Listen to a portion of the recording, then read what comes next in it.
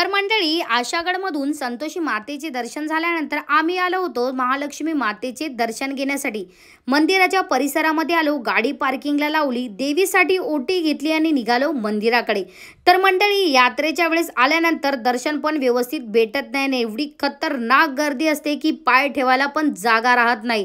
तर आज मस्त एकदम आम्हाला देवीच्या पायथ्याशी दर्शन भेटले आणि विशेष म्हणजे देवीच्या मुकुटावरचे आम्हाला त्या दादांनी गजरे दिले। मस्त खूप आनंद सारखा वाटला आणि मन एकदम प्रसन्न झालं। बाहेर आल्यानंतर थोडीशी मिठाई घेतली आणि मंडळी हे कोणतं फ्रूट्स आहे मला कमेंट करून नक्की सांगा। मला त्यांनी नाव सांगितलं होतं पण मी विसरली। पोरींसाठी मस्त छान छान खेळणी घेतली, चारोटीच्या आसपास आलो आणि साक्षीला अगोदरच खूप भूक लागली होती म्हणून इथे थांबलो आणि मस्त गरम गरम मस्त टेस्टी डोसा खाल्ला। मंडळी बिल करण्यासाठी जेव्हा मी आली तेव्हा हे मामा माझ्या आईच्या ओळखीचे निघाले आणि त्यांनी माझ्या आईची ओळख काढल्यानंतर इथे खूप काही गोष्टी लावल्या होत्या आणि त्या गोष्टी ऐकून थोडी मी इमोशनल झाली होती।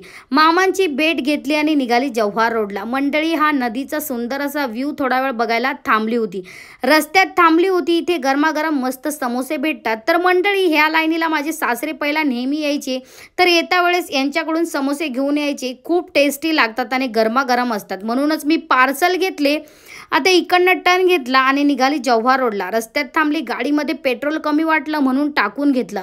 आता पुढे आल्यानंतर खूप भयंकर अशी मला इथे पब्लिक दिसली म्हणून मी थांबली नक्की काय झालं हे बघण्यासाठी। गाडी साईडला लावली, बघितलं तर खतरनाक ॲक्सिडेंट झालं होतं, पण मंडळी देवाच्या कृपेने कोणाला काय झालं नव्हतं। पण ॲक्सिडेंट बघून मी घाबरली होती, मग काय हळूहळू मी निघाली माझ्या रस्त्याला। पण रस्त्यात थांबली आणि सुंदर असा मी हा व्ह्यू बघण्यासाठी थांबली होती। तर मंडळी तुम्हाला व्लॉग आवडला असेल तर नक्की आपल्या चॅनलला फॉलो करा।